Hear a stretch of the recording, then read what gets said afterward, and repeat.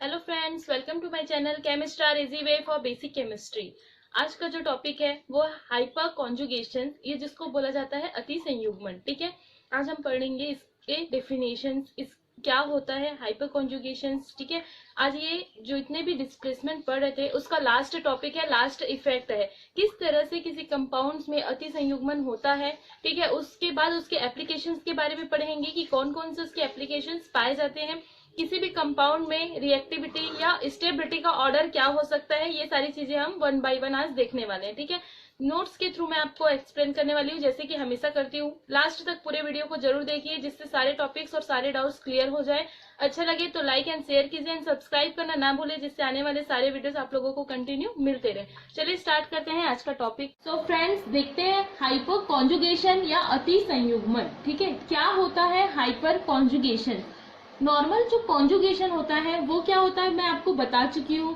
तो जो कॉन्जुगेशन है उसी से ये आया है हाइपर कॉन्जुगेशन, लेकिन क्या इसमें चेंजेस है जिसके कारण इसको अलग से नाम दिया गया है हाइपर कॉन्जुगेशन या अति संयुग्मन, वो देखना है। ठीक है, तो सबसे पहले आप ध्यान से देखेंगे, यहाँ पर कुछ टर्म्स लिखे हुए हैं मैंने, इसी के बेस पर क्या है हमारा जो हाइपर कॉन्जुगेशन है वो आया हुआ है। ठीक है, तो सबसे पहले देखते हैं कि the normal electron releasing inductive effect plus I effect. ठीक है, इलेक्ट्रॉन रिलीज कर रहा है मतलब वो कौन सा इफेक्ट है, प्लस आई इफेक्ट है। ठीक है, तो इसमें क्या दिया है, ऑफ अल्काइल ग्रुप, किस ग्रुप का, अल्काइल ग्रुप का, is in the following order. यहाँ पर ऑर्डर्स दिया हुआ है कि क्या है उसके ऑर्डर्स। तो हम देखते हैं कि जो नॉर्मल मिथाइल होता है उसका जो प्लस आई इफेक्ट होता है वो कम होता है किसके कंपेयर में, इस एथाइल ग्रुप के कंपेयर में।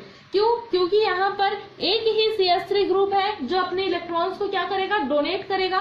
बट यहाँ पर क्या है, CH3 ग्रुप के नंबर में क्या हो रही है, इंक्रीज हो रहा है। ठीक है, नंबर ऑफ CH3 ग्रुप क्या हो रहा है, इंक्रीज हो रहा है। तो इंडक्टिव इफेक्ट में जब हमने देखा था कि जैसे जैसे प्लस आई इफेक्ट क्या होता जाता है, CH3 ग्रुप के द्वारा बढ़ते जाता, मतलब CH3 ग्रुप के नंबर जैसे जैसे बढ़ते जाएगा वैसे वैसे ही हमारा जो प्लस आई इफेक्ट जो होता है वो क्या होता है, इंक्रीज होते जाता है। ठीक है, ये था normal inductive effect, but it was observed bye baker and Nathan. ठीक है, इसी में क्या देखा, बेकर एंड नाथन जो दो वैज्ञानिक थे उन्होंने देखा कि अगर कोई कॉन्जुगेटेड सिस्टम है, that is conjugated, that in conjugated system they suggested that alkyl groups are capable of releasing electron by same process other than inductive effect। ठीक है, क्या बोल रहा है कि जब बेकर और नाथन ने इसको देखा तो उन्होंने ये बताया कि अगर कोई कॉन्जुगेटेड सिस्टम है,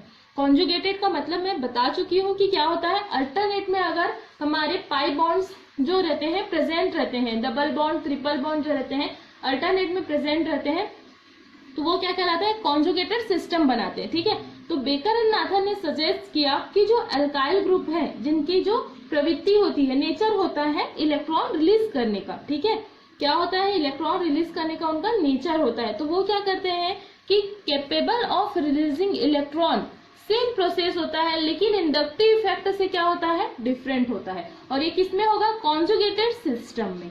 ये किसने बताया, बेकर एंड नाथन ने बताया। तो ये आपको हाइपर कॉन्जुगेशन के लिए याद रखना है अभी। ठीक है, क्या है कि सेम प्रोसेस है अल्काइल ग्रुप का इलेक्ट्रॉन रिलीज करने का, लेकिन इंडक्टिव इफेक्ट से डिफरेंट है। आपको और अच्छे से समझ में आएगा डेफिनेशन के थ्रू। ठीक है, कंटिन्यू देखते रहिए, जिससे सारे जो डाउट्स हैं आप लोगों के क्लियर हो जाएंगे कि कैसे होता है और क्या होता है। देखते हैं इसका डेफिनेशन क्या है। तो डेफिनेशन में क्या दिया हुआ है, when a carbon hydrogen sigma bond is in conjugations। ठीक है, अगर कार्बन हाइड्रोजन का सिग्मा बॉन्ड किसी डबल बॉन्ड्स के साथ क्या है, कॉन्जुगेटेड है। ठीक, तो क्या होगा, the sigma bond electron of this is an extension of normal conjugation and was termed hyper कॉन्जुगेशंस। ठीक है, अगर इस सिचुएशन में सिग्मा बॉन्ड के इलेक्ट्रॉन का एक्सटेंशन होता है, ठीक है, तो ये जो सिचुएशन है वो नॉर्मल कॉन्जुगेशन की तरह है, जिसको हम क्या बोलते हैं, हाइपर कॉन्जुगेशंस बोलते हैं। ठीक है, here sigma electrons move to p orbitals, it involves the delocalization of carbon hydrogen sigma bond. क्या बोल रहा है कि यहाँ पर क्या होता है, जो कार्बन हाइड्रोजन सिग्मा बॉन्ड होते हैं उसका जो इलेक्ट्रॉन होता है वो p ऑर्बिटल की तरफ क्या होता है, मूव करता है, डिलोकलाइज होता है। ठीक है, कैसे होता है ध्यान से देखिए। सबसे पहले यहाँ पर क्या दिया हुआ है, एक मैंने सिस्टम लिया हुआ है जो कॉन्जुगेटेड सिस्टम है। इस कार्बन और इस कार्बन के बीच में एक डबल बॉन्ड क्या है, प्रेजेंट है। ठीक है, डबल बॉन्ड है मतलब पाई इलेक्ट्रॉन है यहाँ पर। ठीक है, और अभी क्या बोला, हाइपर कॉन्जुगेशन में क्या होना चाहिए कि कार्बन हाइड्रोजन के बीच में सिग्मा बॉन्ड होना चाहिए। तो यहाँ पर ध्यान से देखेंगे कार्बन और हाइड्रोजन के बीच में सिग्मा बॉन्ड क्या है, प्रेजेंट है। अब क्या बोल रहा है, ये एक कॉन्जुगेशन सिस्टम हो गया, कॉन्जुगेटेड सिस्टम हो गया। यहाँ पर जो डबल बॉन्ड है और ये जो सिग्मा बॉन्ड है वो आपस में क्या है, कॉन्जुगेटेड हो गए, अल्टरनेट में क्या है, प्रेजेंट है। ठीक है, अगर इसको आप ध्यान से देखेंगे इस पूरे ग्रुप को, तो ये आपको CH3 दिखाई देगा। यहाँ पर भी हाइड्रोजन है, यहाँ पर भी हाइड्रोजन है। तो बेकर एंड नाथन ने यही बोला था कि अगर CH3 जो है वो डायरेक्ट अपने इलेक्ट्रॉन ट्रांसफर न करके, अपने इलेक्ट्रॉन्स को डिलोकलाइज न करके किसी और प्रोसेस के थ्रू, ठीक है, इलेक्ट्रॉन को क्या कर सकते हैं, डिलोकलाइज भी कर सकते हैं। तो यहाँ पर क्या करते हैं कि कार्बन और हाइड्रोजन के बीच का जो सिग्मा इलेक्ट्रॉन होता है उसको ये क्या करते हैं, मूव करते हैं इस कार्बन के पास जो p ऑर्बिटल्स है उस पे। ठीक है, इस कार्बन के पास जो p ऑर्बिटल है उस पे। तो ये जो प्रोसेस होता है ये क्या कहलाता है, कॉन्जुगेटेड सिस्टम में हो रहा है। ठीक है, थ्रू कॉन्जुगेशन हो रहा है, इसको बोला जाता है हाइपर कॉन्जुगेशन। ठीक है, जब कोई पाई जो बॉन्ड होता है किसी सिग्मा बॉन्ड्स के साथ, कार्बन हाइड्रोजन के जो सिग्मा बॉन्ड्स होते हैं उनके साथ कॉन्जुगेटेड होते हैं, तो वो जो सिग्मा इलेक्ट्रॉन्स होता है वो क्या होता है, मूव होता है p ऑर्बिटल्स में, और ये जो प्रोसेस होता है वो कहलाता है हाइपर कॉन्जुगेशन। ठीक है, या अति संयुग्मन इसी को बोला जाता है। आगे और भी एग्जांपल्स देखते हैं, बहुत ही अच्छे से आप लोगों को समझ में आ जाएगा कि क्या हो रहा है।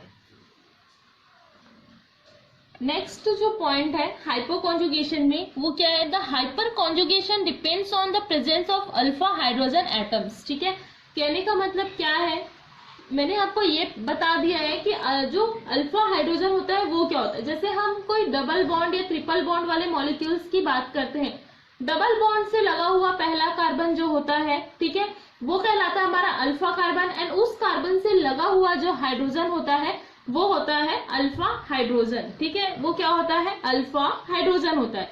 जैसे तो इसमें क्या बोल रहा है कि हाइपर कॉन्जुगेशन जो है, जो प्रोसेस है, उसमें जिस कार्बन के पास अल्फा हाइड्रोजन ज्यादा होगा, जिसके पास बहुत ही ज्यादा अल्फा हाइड्रोजन होगा, वो जो होगा ज्यादा हाइपर कॉन्जुगेटिव इफेक्ट जो है वो क्या करेगा, शो करेगा। ठीक है, तो मैंने आपको एक अभी इंक्रीजिंग ऑर्डर में प्लस आई इफेक्ट के बारे में बताया था। तो जो हाइपर कॉन्जुगेशन होता है वो जस्ट अपोजिट होता है उस ऑर्डर के। ठीक है, तो यहाँ पर ध्यान से देखिए, so the hyper conjugative effect in alkyl group. अब क्या हो जाएगा, जब हम लोग प्लस आई इफेक्ट पढ़े थे तो ये जो साइन था वो क्या था, जस्ट अपोजिट था। प्लस आई इफेक्ट में CH3 का जो प्लस आई इफेक्ट होता है वो कम होता है, और इस टर्सरी जो ग्रुप है अल्काइल ग्रुप में, इसका जो प्लस आई इफेक्ट होता है वो ज्यादा होता है। बट हाइपर कॉन्जुगेटिव इफेक्ट में इस CH3 का जो हाइपर कॉन्जुगेटिव इफेक्ट है वो ज्यादा होगा, और इसका हाइपर कॉन्जुगेटिव इफेक्ट जो है वो कम होगा। क्यों, इसका रीजन है अल्फा हाइड्रोजन एटम। इसके पास अल्फा हाइड्रोजन जो है वो 3 है, और इसके पास अल्फा हाइड्रोजन जो है वो 0 है। तो आपको ये अच्छे से याद रखना है, अगर हाइपर कॉन्जुगेटिव इफेक्ट के बारे में पूछता है तो आपको पता होना चाहिए कि जिस कंपाउंड के पास अल्फा हाइड्रोजन ज्यादा है उसका हाइपर कॉन्जुगेटिव इफेक्ट क्या होगा, ज्यादा होगा। ठीक है, आगे देखते हैं इसके एक एग्जांपल से, जिसके बाद आपको बहुत ही अच्छे से समझ में आ जाएगा ये जो इफेक्ट है वो क्या दिया हुआ है। ध्यान से देखिए, सबसे पहले क्या बोल रहा है, the contributing structure involving sigma electrons of carbon hydrogen bond do not show any covalent bond between the carbon and hydrogen. Hyperconjugation therefore is called also no bond resonance. क्या बोल रहा है, जब भी हम एग्जाम्पल्स के through बताती हूँ क्या दिया है। जैसे यहाँ पर एक एग्जाम्पल दिया हुआ है, ठीक है, इसमें आप ध्यान से देखेंगे जो डबल बॉन्ड है वो इस सिग्मा बॉन्ड्स के साथ क्या दिया हुआ है, किसमें है, कॉन्जुगेटेड, मतलब कॉन्जुगेशन में प्रेजेंट है, अल्टरनेट प्रेजेंट है। ठीक है, तो अब क्या बोला गया था कि हाइपर कॉन्जुगेशन के लिए इस कार्बन हाइड्रोजन के बीच का जो सिग्मा बॉन्ड होता है उसमें जो इलेक्ट्रॉन प्रेजेंट होते हैं वो इस डबल बॉन्ड्स के साथ क्या रहते हैं, कॉन्जुगेटेड रहते हैं। तो जैसे ही इस सिग्मा बॉन्ड के इलेक्ट्रॉन को मैं यहाँ पर शिफ्ट करूंगी, यहाँ पर आ रहा है इस कार्बन के पी ऑर्बिटल्स में, ठीक है। तो जैसे ही यहाँ पर शिफ्ट होगा तो इस सेकेंड स्ट्रक्चर को देखेंगे, यहाँ पर डबल बॉन्ड आ गया है। वैसे ही ये वाला जो बॉन्ड है वो कहाँ हो जाएगा, यहाँ पर शिफ्ट होगा, यहाँ पर नेगेटिव चार्ज। अब क्या बोला गया था, ये जो स्ट्रक्चर है इस फर्स्ट वाले स्ट्रक्चर का कंट्रीब्यूटिंग स्ट्रक्चर है। मतलब ये जो सारे स्ट्रक्चर हैं उसमें हम क्या कर रहे हैं, मूव्स करा रहे हैं, ट्रांसफर करा रहे हैं सिग्मा इलेक्ट्रॉन का। तो ये जितने स्ट्रक्चर बने हुए हैं सेम कंपाउंड्स के कंट्रीब्यूटिंग स्ट्रक्चर्स कहलाते हैं। कहने का मतलब है कि जब इस कंट्रीब्यूटिंग स्ट्रक्चर में हम कार्बन हाइड्रोजन बॉन्ड के सिग्मा इलेक्ट्रॉन को ट्रांसफर करते हैं, ठीक है, तो इनके बीच में, इस कार्बन और हाइड्रोजन के बीच में हम किसी भी तरह के कोई भी कोवेलेंट बॉन्ड्स को शो नहीं करते हैं, ठीक है। तो ये क्या कहलाता है, यहाँ पर बॉन्ड नहीं होने के कारण ये जो इफेक्ट होता है उसको हाइपर कॉन्जुगेशन के साथ साथ नो बॉन्ड रेजोनेंस भी बोला जाता है। पेपर में क्वेश्चन जो है वो नो बॉन्ड रेजोनेंस के नाम से भी पूछा जाता है, ठीक है, कि नो बॉन्ड रेजोनेंस क्या होता है। यहाँ पर आपको कंफ्यूज नहीं होना है, हाइपर कॉन्जुगेशन या अति संयुग्मन को ही नो बॉन्ड रेजोनेंस बोला जाता है, क्योंकि इसमें मूवमेंट के बाद, मूव होने के बाद, डिलोकलाइज होने के बाद बॉन्ड जो है वो शो नहीं किया जाता है, ठीक है। तो आप देख सकते हैं यहाँ पर 3 कंट्रीब्यूटिंग स्ट्रक्चर है प्रोपीन्स के, ठीक है। हाइपर कॉन्जुगेशन हो रहा है प्रोपीन में, जैसे यहाँ पर ये डबल बॉन्ड हुआ, ठीक है, ये डबल बॉन्ड है, तो इस डबल बॉन्ड वाला जो ग्रुप है उससे लगा हुआ जो फर्स्ट कार्बन होता है ये कहलाता है हमारा अल्फा कार्बन, और इस कार्बन से लगे हुए ये जो 3 हाइड्रोजन है ये तीनों हाइड्रोजन कहलाते हैं अल्फा हाइड्रोजन, ठीक है। आपको कंफ्यूज नहीं होना है, ठीक। अगर पॉजिटिव चार्ज है, कार्बोकेटायन है, तो भी यही रूल फॉलो करना है। एनायन है या रेडिकल है तो भी यही रूल फॉलो करना है कि उस रेडिकल या कार्बोकेटायन एनायन से लगा हुआ पहला हाइड्रोजन क्या होता है, पहला कार्बन अल्फा कार्बन, और उससे लगा हुआ हाइड्रोजन अल्फा हाइड्रोजन होता है। इसीलिए यहाँ पर 3 जो है वो क्या दिए हुए हैं, अल्फा हाइड्रोजन है, तो इसके पास 3 जो है वो कंट्रीब्यूटिंग स्ट्रक्चर क्या है, बना हुआ है, ठीक है। 3 कंट्रीब्यूटिंग स्ट्रक्चर इसके पास है। जिस कार्बन हाइड्रोजन के बीच का इलेक्ट्रॉन जो है, सिग्मा इलेक्ट्रॉन ट्रांसफर हुआ है, वहां पर हमने बॉन्ड शो नहीं किया है। तो इस तरह से होता है हाइपर कॉन्जुगेशन। आगे हम इसके एप्लीकेशन देखेंगे कि कौन कौन से इसके महत्वपूर्ण एप्लीकेशन है, इंपॉर्टेंट एप्लीकेशन है, ठीक है। यहाँ पर वही सेम चीजें लिखी हुई है लेकिन उस स्ट्रक्चर को लेके लिखा हुआ है। नोटिस दैट इन द एबो हाइपो कॉन्जुगेशन स्ट्रक्चर, जो 3 कंट्रीब्यूटिंग स्ट्रक्चर बताया था उसी के बारे में बोल रहा है कि जो 2nd, 3rd और 4th स्ट्रक्चर था प्रोपीन का, उसमें बॉन्ड, ठीक है, the bond between an alpha carbon and one of the hydrogen atom is absent, ठीक है। अल्फा कार्बन जो था, कार्बन और हाइड्रोजन के बीच के बॉन्ड को हमने क्या किया था, उसमें शो नहीं किया था। Thus, इसीलिए the hyperconjugation is also called as no bond resonance, ठीक है। क्वेश्चन पूछा जाता है, पूछ लिया जाता है, या डायरेक्ट इस पे शॉर्ट नोट्स भी पूछा जाता है कि नो बॉन्ड रेजोनेंस क्या होता है, ठीक है। तो ये आपको समझ में आ गया कि हाइपर कॉन्जुगेशन क्या होता है। अब देखते हैं इसके एप्लीकेशन कौन कौन से हैं, कि क्या क्या एप्लीकेशन है हाइपर कॉन्जुगेशन के, ठीक है। सबसे पहले क्या दिया है, स्टेबिलिटी ऑफ एल्कीन्स, ठीक है। एल्कीन्स की जो स्थायित्व होते हैं उसके बारे में क्या अति संयुग्मन बता सकता है कि किस तरह से एल्कीन स्टेबल है या नहीं है। तो सबसे पहले क्या दिया हुआ है, greater the number of alkyl group containing hydrogen attached on the double bond, greater is the stability of alkene। क्या बोल रहा है कि greater the number of alkyl groups, ठीक है। जिस अल्काइल ग्रुप के पास ज्यादा नंबर में क्या है, मतलब जिस मॉलिक्यूल में बहुत ही ज्यादा अल्काइल ग्रुप प्रेजेंट है, जो हाइड्रोजन उसके पास ज्यादा है और डबल बॉन्ड से क्या है वो अटैच्ड है, तो वो जो एल्कीन होगा उसकी स्टेबिलिटी क्या होगी, ज्यादा होगी। This is because the increase in number of contributing no bond resonance structure। यह भी आपको ऐसे बोल के समझ में नहीं आएगा, एग्जाम्पल्स देखेंगे तो बहुत ही अच्छे से समझ में आ जाएगा। ठीक है, चलिए स्टार्ट करते हैं। इसके एग्जाम्पल्स की क्या है, सबसे पहले दिया हुआ है 2 butane is more stable than 1 butane. ठीक है, क्या लिखा हुआ है कि 2 ब्यूटेन जो है वो ज्यादा स्टेबल होता है 1 ब्यूटेन से। क्यों? क्वेश्चन पूछ सकता है या आपको कंपाउंड का स्ट्रक्चर दे सकता है और ऑप्शन में पूछेगा कि कौन सा ज्यादा स्टेबल है। ठीक है, तो इसमें क्या देखेंगे आप लोग कि यहाँ पर दिया हुआ है 2 ब्यूटेन का स्ट्रक्चर और यहाँ पर दिया हुआ है 1 ब्यूटेन का स्ट्रक्चर। ठीक है, और बोल ये रहा है कि दोनों में से कौन सा ज्यादा स्टेबल है। तो पहले ही मैंने बता दिया कि 2 ब्यूटेन स्टेबल है 1 ब्यूटेन से। क्यों? तो ये मैं आपको बताती हूँ, ध्यान से देखिएगा। जो ऊपर थ्योरी लिखा है वही है यहाँ पर। डबल बॉन्ड से लगा हुआ जो हाइड्रोजन होता है, जिस कार्बन से लगा हुआ हाइड्रोजन होता है, ठीक है, वो क्या होता है? अल्फा हाइड्रोजन होता है। ये है हमारा डबल बॉन्ड, ये डबल बॉन्ड है। इस डबल बॉन्ड से लगा है ये कार्बन, तो ये हो जाएगा हमारा अल्फा कार्बन। इस कार्बन से लगे हैं 2 हाइड्रोजन, ये 2 हाइड्रोजन ही क्या कहलाएंगे? अल्फा हाइड्रोजन कहलाएंगे।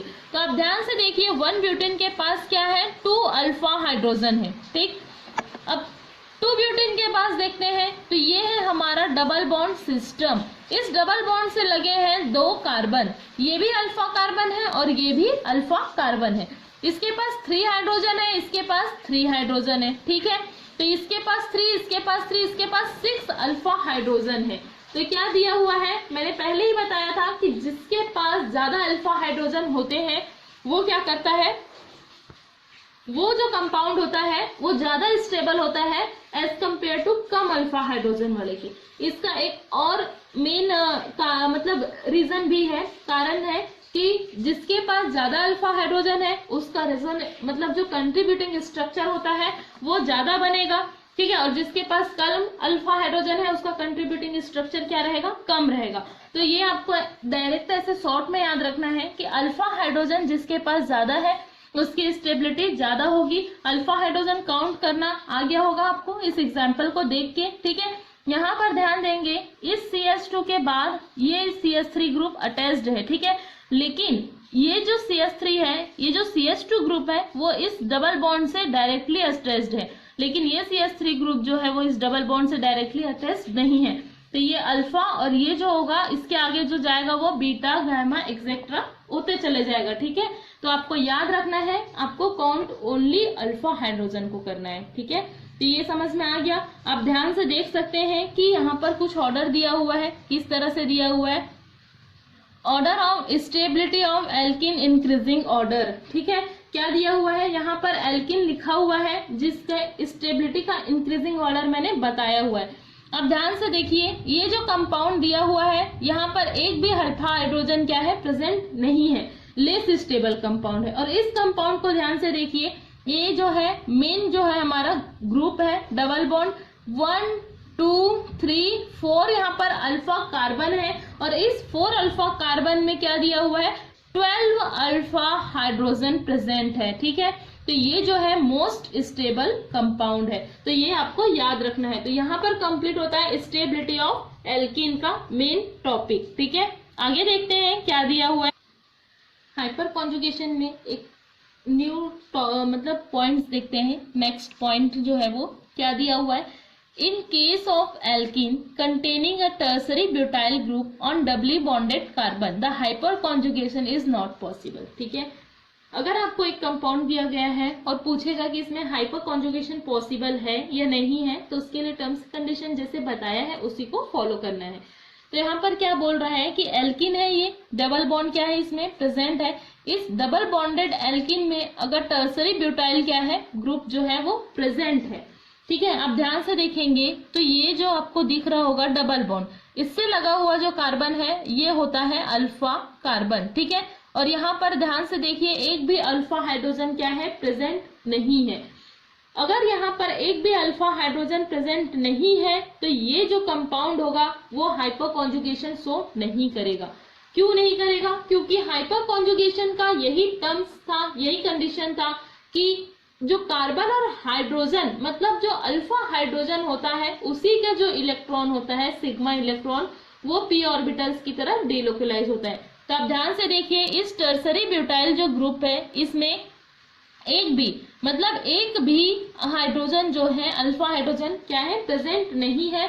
तो no hydrogen atoms on alpha carbon, hence no hyper कॉन्जुगेशंस। ठीक है, ये हो गया। अब एक और है पॉइंट है जिसको आपको याद रखना है बहुत ही अच्छे से, देखिए ध्यान से क्या है वो। तो सबसे पहले क्या दिया हुआ है कि द इफेक्ट हाइपर कॉन्जुगेशन जो होता है is stronger than the inductive effect. ठीक है, हाइपर कॉन्जुगेशन जो होता है वो इंडक्टिव इफेक्ट से ज्यादा स्ट्रॉन्ग होता है।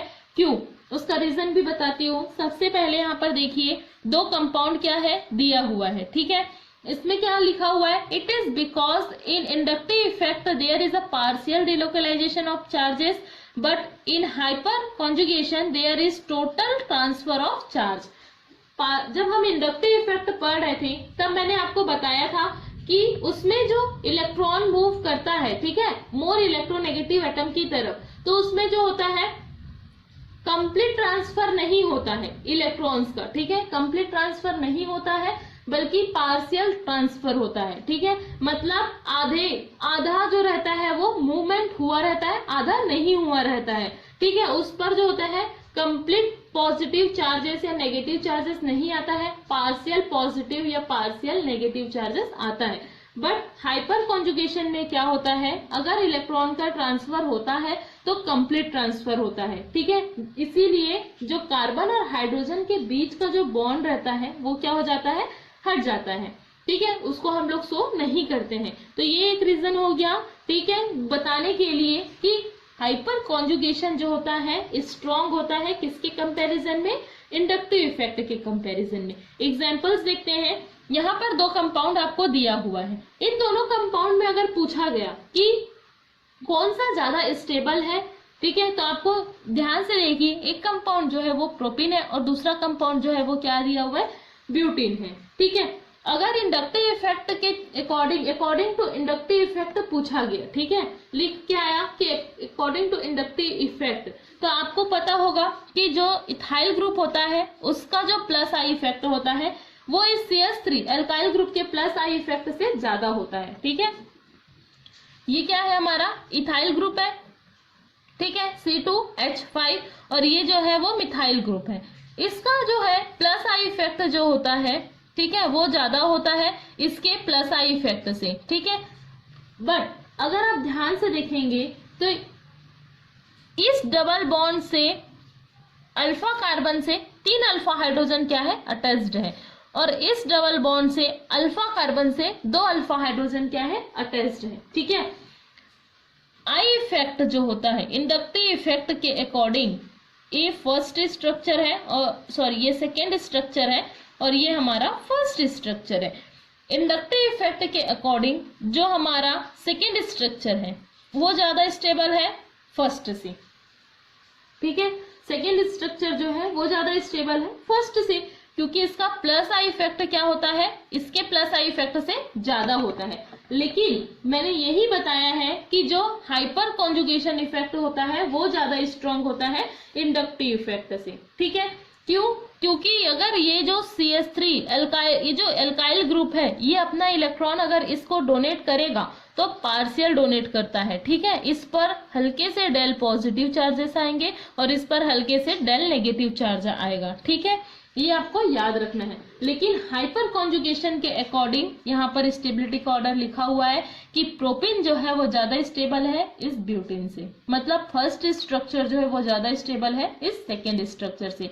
क्यों, क्योंकि यहाँ पर 3 अल्फा हाइड्रोजन क्या है, प्रेजेंट है, और यहाँ पर 2 अल्फा हाइड्रोजन क्या है, वो प्रेजेंट है। ठीक है, तो ये आपको याद रखना है कि अगर आपको कुछ भी नहीं दिया है कि किसके अकॉर्डिंग आपको स्टेबिलिटी का ऑर्डर बताना है, तब आपको सारे इफेक्ट पता होने चाहिए कि कौन सा जो इफेक्ट है वो किससे स्ट्रॉन्ग होता है। तो हाइपर कॉन्जुगेशन जो होता है वो क्या होता है, इंडक्टिव से ज्यादा स्ट्रॉन्ग होता है। ठीक है, तो यहाँ पर लिखा हुआ है कि positive effect plus I effect जो होता है इथाइल ग्रुप का स्ट्रॉन्गर होता है then the methyl group, but it is not correct, propene is more stable than 1 butane.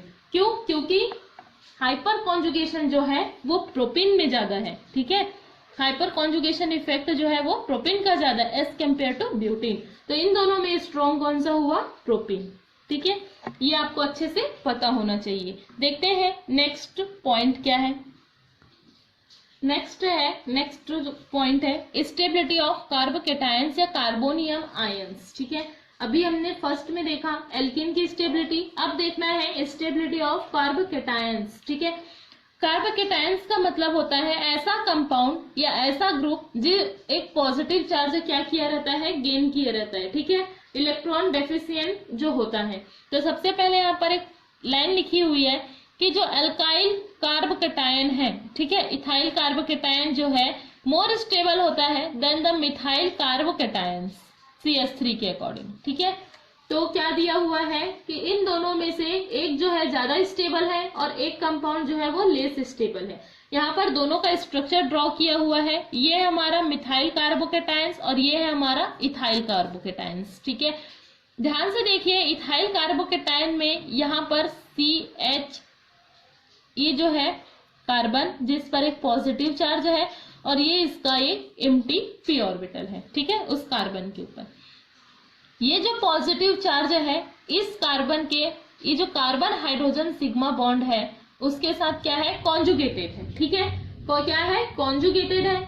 तो इस कार्बन हाइड्रोजन का जो सिग्मा इलेक्ट्रॉन है वो क्या करेगा? इस p ऑर्बिटल्स के साथ हाइपर कॉन्जुगेशन करेगा, अपने इलेक्ट्रॉन को इसको क्या करेगा? डोनेट करेगा या डीलोकलाइज करेगा इसकी तरफ। ठीक है, तो ये इस तरह से इसके पास ये हमारा पॉजिटिव चार्ज, इस पॉजिटिव चार्ज से लगा हुआ जो फर्स्ट कार्बन है वो हो जाएगा हमारा अल्फा कार्बन। ठीक है, और इस अल्फा कार्बन से लगे हुए जो 3 हाइड्रोजन है वो हो जाएंगे हमारे अल्फा हाइड्रोजन। ठीक, क्या हो जाएंगे? Alpha hydrogen. इतना आया समझ में? अब क्या दिया हुआ है? इसके पास अगर 3 अल्फा हाइड्रोजन है तो ये 3 कंट्रीब्यूटिंग स्ट्रक्चर भी देगा अपने सिग्मा इलेक्ट्रॉन्स को इस p ऑर्बिटल्स को डोनेट करके। ठीक है, और ये शो करेगा हाइपर कॉन्जुगेशन। बट इस स्ट्रक्चर को ध्यान से देखिए, यहाँ पर एक भी क्या दिया हुआ है? सिग्मा हाइड्रोजन या अल्फा हाइड्रोजन प्रेजेंट नहीं है। ठीक है, यहाँ पर क्या है? अल्फा कार्बन भी नहीं है और अल्फा हाइड्रोजन भी नहीं है। यहाँ पर इस कंपाउंड में हाइपर कॉन्जुगेशन पॉसिबल ही नहीं है। इसीलिए इस मिथाइल कार्बोकेटायन के कंपेयर में ये जो एथाइल कार्बोकेटायन होता है वो मोर स्टेबल होता है। ठीक है, इसका थ्योरी यहाँ पर दिया हुआ है, आप देख सकते हैं ध्यान से कैसे दिया हुआ है। तो सबसे पहले क्या लिखा हुआ है कि the sigma electron of ethyl carbocation of the alpha carbon hydrogen bonds are delocalized into the empty p orbitals of the positive carbon center and thus by giving rise to no bond resonance structure। ठीक है, वही है जो मैंने बताया। क्या हो रहा है कि जैसे ही ये जो हाइड्रोजन था उसका इलेक्ट्रॉन उस p ऑर्बिटल में शिफ्ट होगा तो वो क्या शो करेगा? नो बॉन्ड रेजोनेंस शो करेगा, मतलब हाइपर कॉन्जुगेशन क्या करेगा? शो करेगा। बट CH3 पॉजिटिव जो था हमारा मिथाइल कार्बोकेटायन, इसमें ऐसा पॉसिबल नहीं था। इसीलिए जो इथाइल कार्बोकेटायन है वो क्या है? मोर स्टेबल है as compare to ethyl carbocation. यहाँ पर दिया हुआ है hyperconjugation in ethyl carbonium ion. ठीक है, जो इथाइल का स्ट्रक्चर ऊपर बना हुआ था उसी का ये कंट्रीब्यूटिंग स्ट्रक्चर है। ध्यान से देख सकते हैं इसके पास 3 अल्फा हाइड्रोजन है। ठीक है, तीनों अल्फा हाइड्रोजन से एक एक करके इलेक्ट्रॉन क्या हुआ है? डोनेट हुआ है और 3 ये क्या दिया हुआ है? 3 कंट्रीब्यूटिंग स्ट्रक्चर दिया हुआ है। ठीक है, अब क्या दिया है आगे? The number of alkyl group. ठीक है, क्या बोल रहा है? The number of alkyl group containing hydrogen attach to the positive charge carbon increase. जितने ज्यादा मतलब एल्काइल ग्रुप क्या रहेंगे? अटैच्ड रहेंगे उस पॉजिटिव चार्ज से।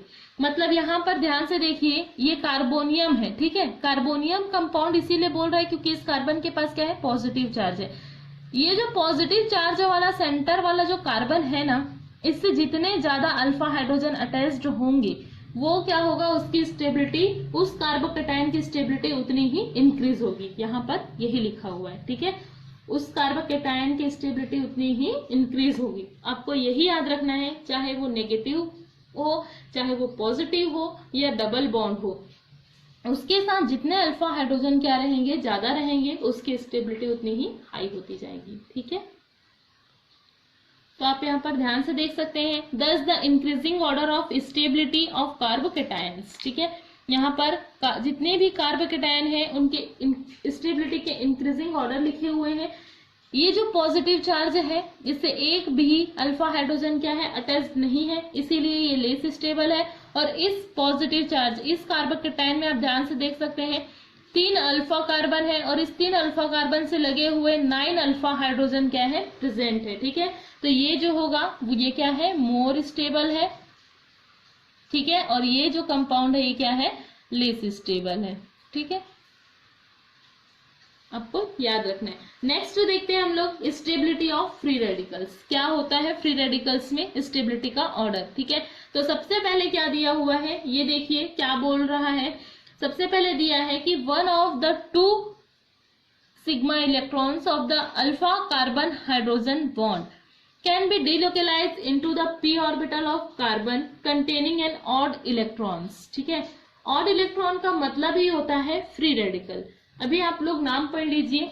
नेक्स्ट जो है हम लोग स्टार्ट करेंगे, नेक्स्ट लेक्चर जो होगा उसमें आगे स्टार्ट करने वाले हैं हम लोग रिएक्शंस। ठीक है, रिएक्शंस और रिएक्शंस मैकेनिज्म, किस टाइप्स के रिएक्शन होते हैं, ये सारी चीजें हम लोग पढ़ेंगे। तो आप लोगों को पता चल जाएगा कि एक्चुअल में कार्बोकेटायन, कार्ब एनायन या ये जो फ्री रेडिकल टर्म्स हम लोग पढ़ रहे हैं ये होता क्या है। ठीक है, तो आप यहाँ पर ध्यान से देखिए क्या बोल रहा है कि जब भी कार्बन हाइड्रोजन का जो सिग्मा इलेक्ट्रॉन होता है वो p ऑर्बिटल्स में क्या होगा, डीलोकेलाइज होगा। ठीक है, p ऑर्बिटल्स में डीलोकेलाइज होगा, जो कंटेनिंग रहेगा मतलब बना रहेगा किस चीज से, ऑड इलेक्ट्रॉन से। ठीक है, जो उस कार्बन का p ऑर्बिटल रहेगा जिसके पास ऑड इलेक्ट्रॉन क्या रहेगा, प्रेजेंट रहेगा। ध्यान से देखिए उसमें क्या दिया है, स्टेबिलिटी का ऑर्डर क्या होगा, सेम है। ठीक है, the order of stability of free radicals that is same वही है जो कैटायन का था। मिथाइल जो होगा वो लेस स्टेबल होगा और टर्सरी जो फ्री रेडिकल है वो मोर स्टेबल होगा। Hyper conjugative form of alkyl radical, जो एल्काइल रेडिकल था उसके जैसे यहाँ पर ध्यान से देखिए, ये जो होता है फ्री रेडिकल का साइन होता है। ठीक है, जिसको 1 डॉट के थ्रू क्या किया जाता है, प्रेजेंट किया जाता है। ये जो है इस कार्बन के पास क्या है, ये फ्री रेडिकल प्रेजेंट है ना। तो इस कार्बन से लगे हुए ये जो कार्बन है वो क्या हो जाएगा, अल्फा कार्बन, और ये तीनों जो है वो अल्फा हाइड्रोजन है।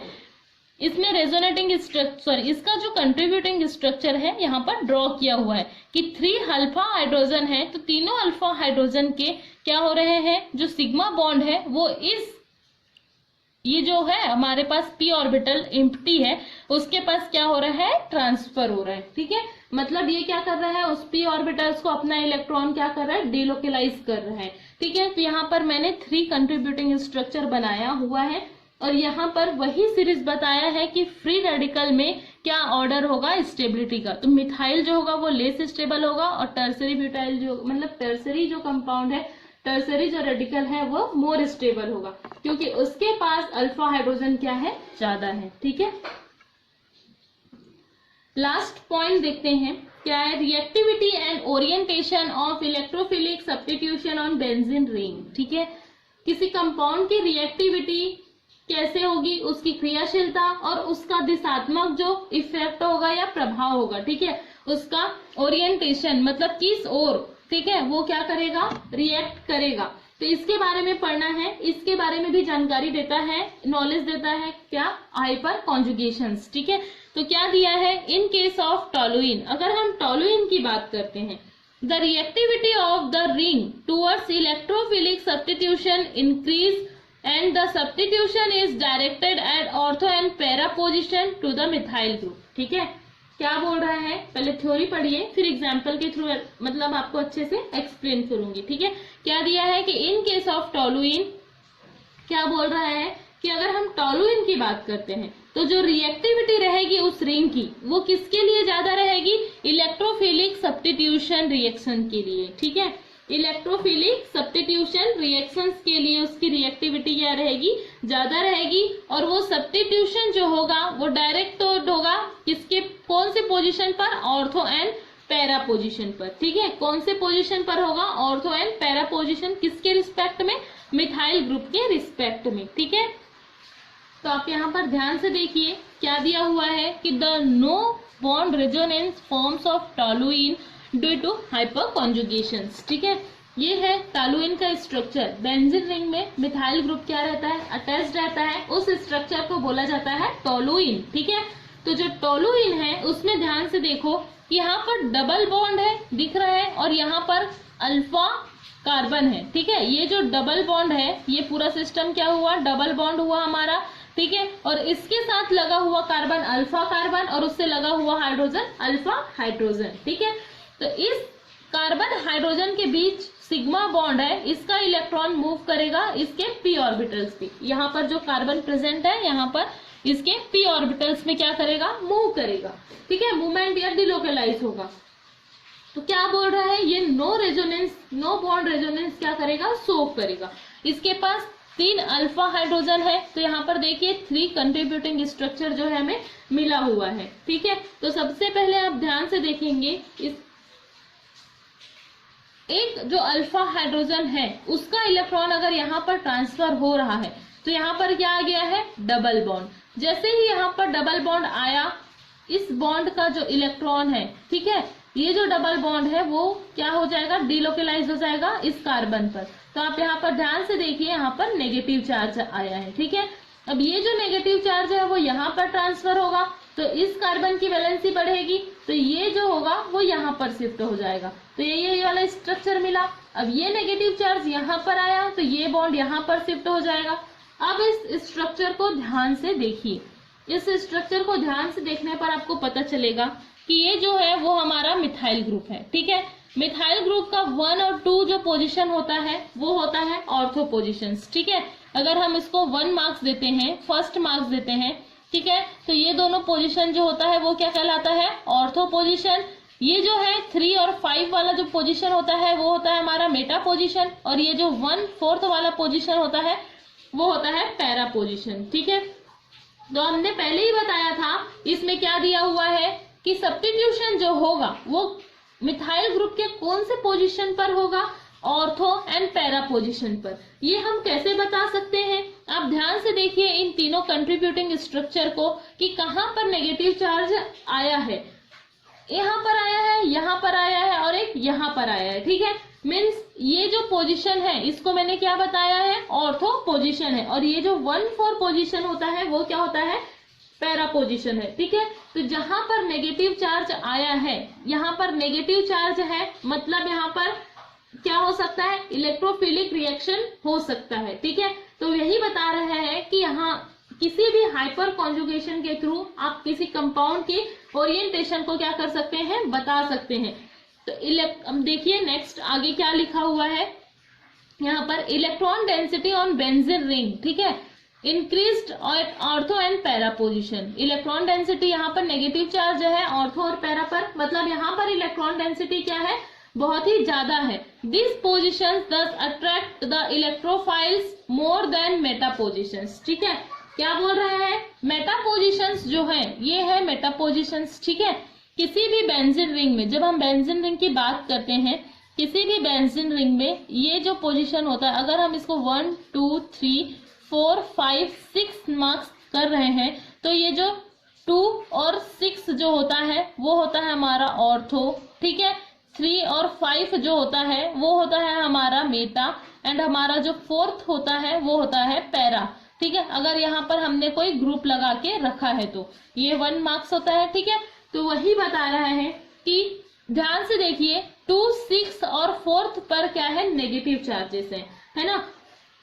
अगर उसके पास नेगेटिव चार्ज है मतलब इलेक्ट्रोफाइल उसके पास क्या होगा, आके अट्रैक्ट करेगा। ठीक है, ये जो इलेक्ट्रोफाइल्स है उसका मतलब है इलेक्ट्रॉन खींचने वाला ग्रुप या इलेक्ट्रॉन को आकर्षित करने वाला ग्रुप। ठीक है, ये जो है नेक्स्ट जो लेक्चर स्टार्ट होने वाला है उसमें बहुत ही अच्छे से आपको क्लियर हो जाएगा जब हम टाइप्स ऑफ रिएजेंट पढ़ेंगे कि क्या होता है इलेक्ट्रोफाइल्स और क्या होता है न्यूक्लियोफाइल्स। ठीक है, तो अभी क्या याद रखना है आपको कि नेगेटिव चार्ज है तो इस पर जो इलेक्ट्रोफाइल्स होगा, जो इलेक्ट्रॉन को अपनी ओर खींचता है, ऐसा ग्रुप आके जल्दी रिएक्ट करेगा। तो कौन से पोजीशन पर रिएक्ट करेगा वो बता रहे हैं, कौन से पोजीशन पर, जहां जहां पर नेगेटिव चार्ज है, मतलब ऑर्थो और पैरा पोजीशन पर। ठीक है, तो ये इससे किससे पता चलता है हमको, हाइपर कॉन्जुगेशन से। एक रिएक्शन देख लीजिए, लास्ट है, क्या आपको अच्छे से समझ में आ जाएगा। यहाँ पर दिया हुआ है एक कंपाउंड, ठीक है, इसमें क्या दिया हुआ है, जैसे ही हम इस कंपाउंड के बारे में देखते हैं, क्या दिया है इस कंपाउंड में, इस रिएक्शन को ध्यान से देखिए। यहाँ पर एक डाई सब्स्टिट्यूटेड क्या है, कंपाउंड दिया हुआ है, डाई सब्स्टिट्यूटेड बेंजीन है, जिसमें हम क्या करा रहे हैं, सब्स्टिट्यूशन हो रहा है, मीन्स नाइट्रेशन हो रहा है। ठीक है, कौन सा यहाँ पर हमने क्या यूज किया है, HNO3 और H2SO4 क्या लिया हुआ है, रिएजेंट्स लिए हुए। ठीक है, तो यहाँ पर क्या दिया हुआ है कि इसमें नाइट्रेशन हो रहा है। अब सबसे पहले आप ध्यान देंगे कि जब नाइट्रेशन हुआ है तो NO2 जो ग्रुप है, NO2 ग्रुप जो है इस CH3 ग्रुप के, इसको हमने फर्स्ट मार्क किया है, ये हो जाएगा second, third, fourth, fifth, six. ठीक है, तो ये जो CH3 ग्रुप है उसके मेटा पोजीशन पर क्या है, आया हुआ है। ठीक है, ये जो NO2 ग्रुप है मतलब उसका नाइट्रेशन कहाँ हुआ है, CH3 ग्रुप के मेटा पोजीशन पर हुआ है। जैसे कि हमने आपको बताया कि मेटा पोजीशन और पैरा पोजीशन जो होता है वहां पर इलेक्ट्रोफाइल मतलब इलेक्ट्रोफाइल्स जाके क्या करते हैं, रिएक्ट करते हैं।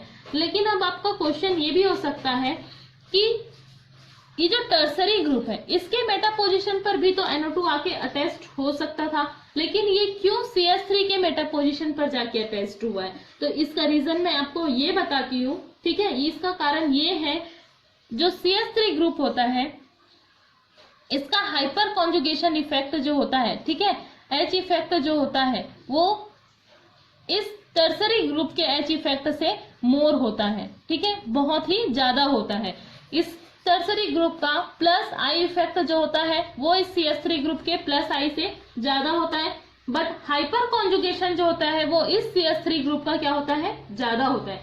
कैसे ज्यादा होता है वो ध्यान से देखिए, यहाँ पर डबल बॉन्ड है और ये हो गया इसका कार्बन, अल्फा कार्बन। क्या इस अल्फा कार्बन में आपको कोई अल्फा हाइड्रोजन नजर आ रहा है, क्या नहीं है, इसके पास केवल कार्बन ही कार्बन क्या है, प्रेजेंट है। बट इस डबल बॉन्ड के पास ये हो गया अल्फा कार्बन, इस अल्फा कार्बन के पास 3 अल्फा हाइड्रोजन है, इसीलिए ये जो होगा हाइपर कॉन्जुगेशन शो करेगा।